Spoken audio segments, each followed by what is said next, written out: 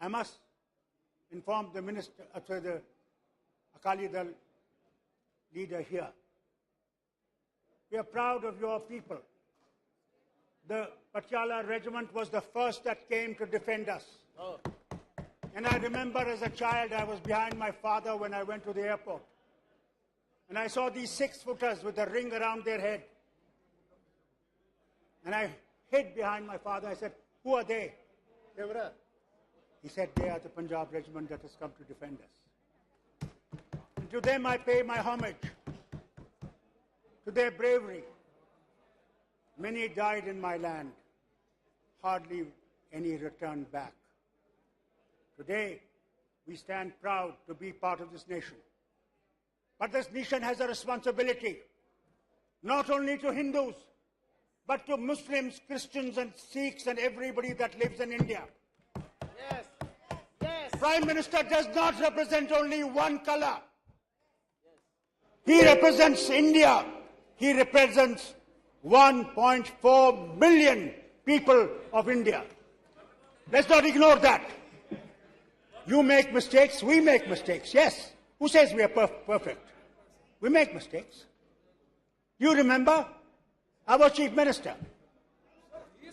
And I tried to bring Kashmiri Pandits back home.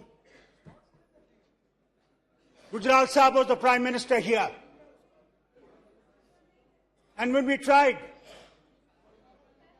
the forces from across the border killed innocent Kashmiri Pandits in a village near Gandarbal. Immediately we stopped those 50 vehicles that had to bring them back home. And to this day, I must tell you, how many Kashmiri Pandits have you brought back in these 10 years? None. And don't forget, I was Chief Minister, sitting in the Assembly, please. And they came to attack the Assembly. 5 minutes before I had left the Assembly because I had to meet the Governor. And what happened? Please listen, please listen, please listen. They came to the Assembly and said, where is Farooq? They didn't know me where I was. They killed 40 people. Do you ever remember them? Do you ever talk of them? Do you ever say what happened to them? We stood because we wanted to stand by this nation. Please remember. So don't say that we are not part of India. Don't say we are Pakistanis. Don't say we are traitors.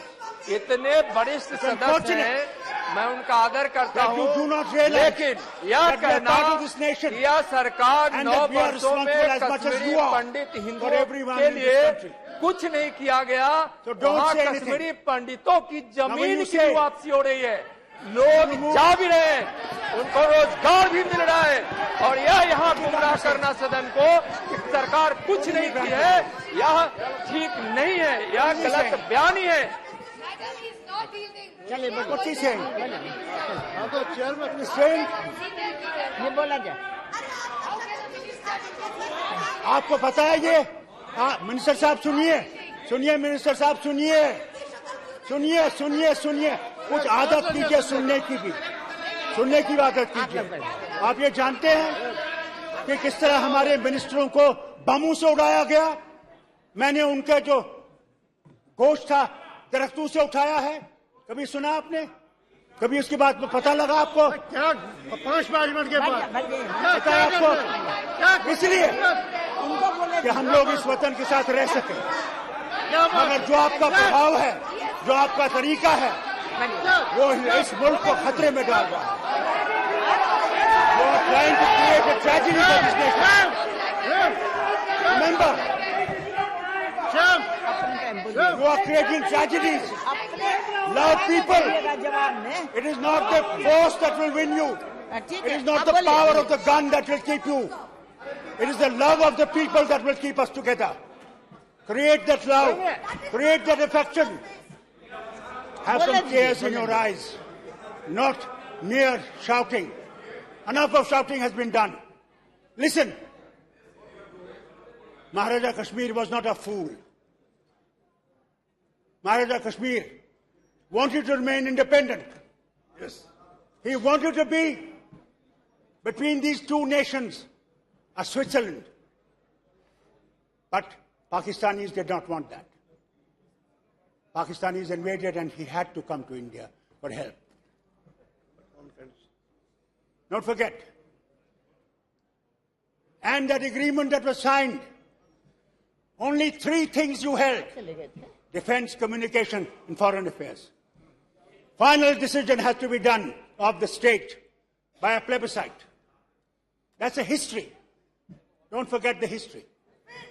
And that plebiscite was never held. If plebiscite was not held, and was not 370 a permanent issue? But you abrogated it. Thank God it's in the Supreme Court today. I don't want to say much about it. But create love, not hate.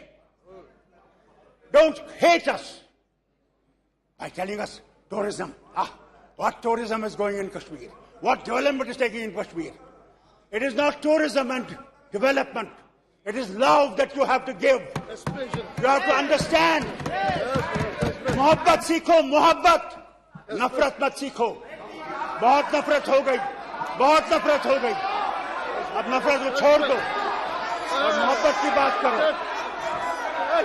और सुनिए मेरी बात, सुनिए मेरी बात. Please have the courage to listen. I did not speak when you people were speaking. I did not raise my voice. So listen. And listen good. Listen good. You had G20 meeting.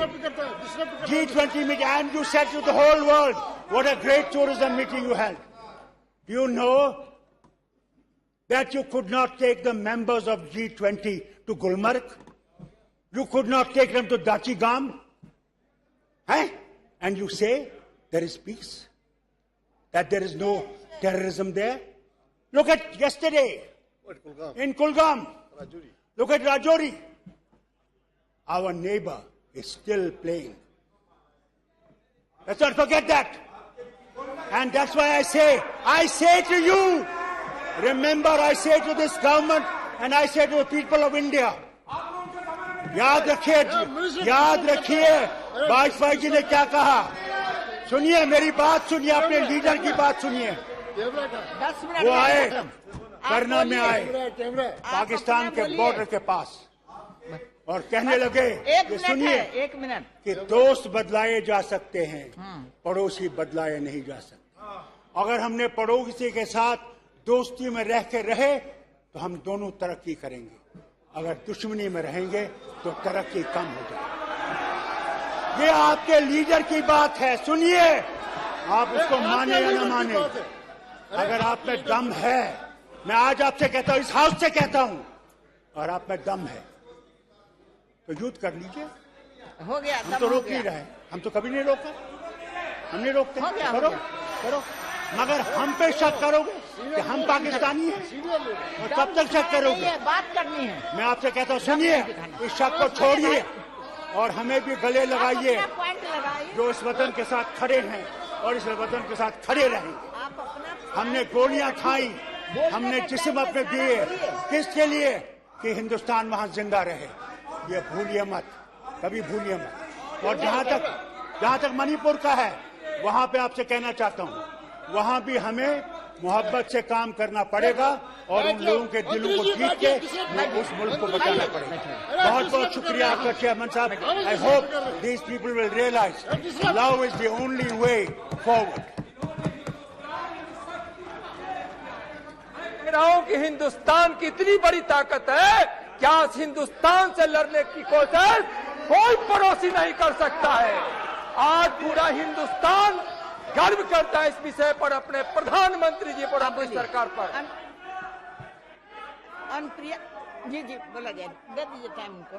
Plebiscite इसलिए नहीं हुआ फारूक साहब, plebiscite इसलिए नहीं हुआ कि एक उस पर शर्त थी और वो शर्त थी कि पाकिस्तान अपनी सेनाओं को पीओके से हटाएगा 10 साल के बाद जब आपका एडमिनिस्ट्रेशन होगा.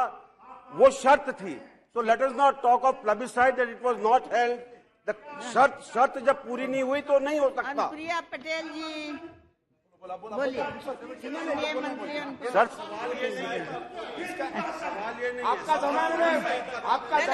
बैठिए, बैठ जाइए, लड़िए मत, बैठ जाइए, बैठ जाइए, बैठ जाइए। जब बोलिएगा उस समय सब नोट करके बोलिएगा।